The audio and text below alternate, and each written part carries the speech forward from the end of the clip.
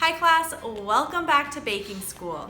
We are on lesson 7 of the Baking Fundamentals course, and today we are going to talk all about flour, its main function in baking, and the different types of flour that you most commonly will use. Now we are only talking about flour that is made from wheat today. We won't be talking about any of the specialty gluten-free flours. But when you think about flour's main function in baking, it really serves to build the structure of our baked goods. Now, when the proteins found in wheat flour are hydrated and are mixed together, they begin interacting with each other and building what is called gluten. Now, this gluten network becomes very elastic as it is worked together, and this is what really serves to build the structure of our baked goods. When a batter or a dough goes into the oven and is baked, that elastic gluten network expands and serves to contain the gases that are leavening our baked goods. So it's essential for traditional baking, and today we're going to talk about all of the most common flours you will use in your baking and all of the differences between them. So there are two main categories that wheat flour falls into. The first is whole wheat flour and the second is white flour. Now, whole wheat flour is milled from the entire wheat grain. So it includes the endosperm, the bran, and the germ. While in contrast, white flour is only milled from the endosperm part of the grain. Now, if you look at these two flours side by side, you can definitely see a difference in color and texture. The whole wheat flour is a bit more coarse in texture, it's darker in color, it also has more flavor and nutrients than the white flour. The white flour is obviously lighter in color and texture, and it produces lighter baked goods when you bake with it. Now, white flour is actually separated into two more main categories, and those are bleached flour and unbleached flour. Now, you might not know this, but all flour is technically bleached. The difference is that unbleached flour naturally reaches that state, while bleached flour reaches that state through a chemical process. So as flour ages, it naturally becomes more white in color and softer in texture. So flour that is labeled as unbleached flour has naturally reached this process, and it takes much longer to produce, which is why unbleached flour is typically more expensive. Now, bleached flour has been treated with chemicals to speed up that aging process and bring it to a more white color and a softer texture. Now, this chemical process actually does reduce the protein content in the flour slightly, so some bakers believe that bleached flour is going to produce the lightest baked goods, but for most everyday baking, the difference is really negligible and it's just a matter of personal preference. So both white and whole wheat flours do come in a wide range of varieties depending on their intended use. Now, the biggest difference between all of the varieties of flour is that they have varying levels of protein content. Now remember, the protein content in flour is what creates the gluten structure. So flours with a high protein content are going to develop a very strong gluten structure, while flours with low protein content are going to develop a weaker gluten structure. Now, there is also some variety in the coarseness of the grind of some of the flours. So let's go ahead and look at all of the most common types of flours that you will bake with. Okay, so let's start by talking about all of the white flour varieties that you will most commonly see in baking. So we'll start with the all-purpose flour, which is the most common flour you will see in home baking, and it is made from a hard winter wheat, which has a fairly moderate amount of protein, so it's really good for really any baking purpose. Like the name suggests, it is used for all purposes.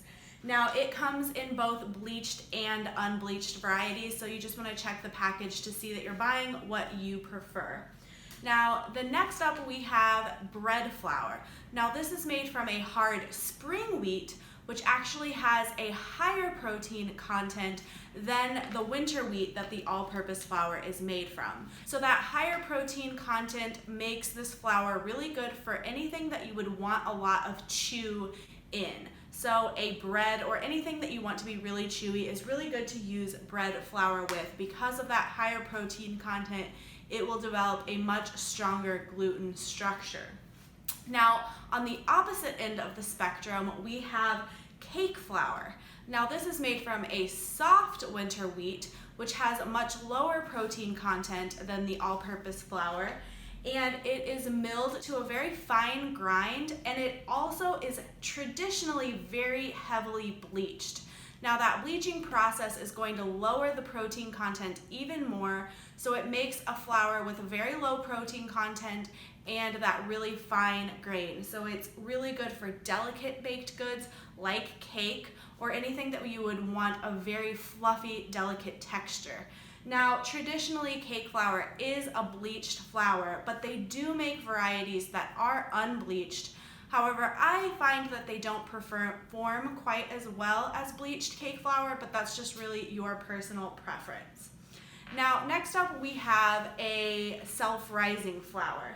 Now, this flour is sort of a specialty flour in that it combines regular plain white flour with salt and baking powder. So it's really 3 ingredients in one. Now, this is kind of a popular flour in the South. The reason it's so popular is you can just mix butter and buttermilk or regular milk with it and you have a biscuit dough. So you essentially can make biscuits with just 3 ingredients when you use self-rising flour because it is combined with 2 of the main ingredients that you need for baking. Okay, so now let's talk about the whole wheat flour varieties. Now, this is traditional whole wheat. It is made up of a red hard wheat, and it does contain the entire wheat grain. So the endosperm, bran, and the germ are all in this flour. If you look at it, it is darker in color than all of the white flours, and it has a slightly coarser texture because it does contain the whole grain. Now, the protein content of whole wheat flour is actually higher than that of all-purpose flour, but because the flour does contain the bran, the protein structure is actually going to be weaker than that of all-purpose flour. And that's because the bran actually kind of cuts through those protein strands, so it cannot build as strong of a gluten structure when you are using whole wheat flour. Now, next down the line, we have white whole wheat flour, which is still a 100% whole wheat flour, but it is made from a white wheat, a white hard wheat.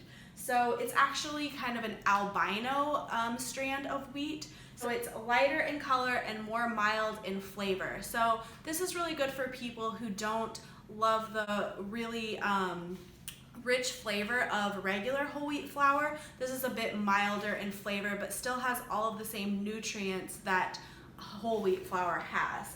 And then the last flour is a whole wheat pastry flour. Now, this is made from a soft wheat flour. It still contains all of the wheat grain, but it's a softer strand of wheat, so it produces a little bit of a finer texture, and it has a lower protein content, so it works well for more delicate baked goods. So now that we've reviewed every type of flour you might bake with, let's talk about the 4 most essential ones to have on hand. Now, these are the 4 that I like to keep in my pantry to give me the most versatility with my baking. So the first is all-purpose flour, obviously for most everyday baking, and that can be bleached or unbleached just depending on your preference. I also like to keep cake flour on hand because it really does make a difference in making the lightest and fluffiest cakes. I also like to have bread flour in my pantry to use to make all of my breads and anything that you want to have a lot of chew in your final result. And then the last flour would be a whole wheat flour. Now, this can be either the white whole wheat or the traditional whole wheat flour, just whatever your preference is. Now, I should also note that whole wheat flour does spoil quicker than white flours, so if you do not go through it very quickly, it's best to keep that in the freezer to prolong its shelf life. So that is it for the video portion of this lesson, but I want to make sure that you don't skip over the written part of this lesson because there is much more detail about each type of flour, their best uses, and the protein content of each. Okay, so now for your homework assignment. I'd love for you to try baking with a new type of flour that you've never baked with before. Now, I will leave some links in the description of some different ideas of recipes to try with each variety of flour. But you can truly bake anything you want. I'll see you guys next time. Bye.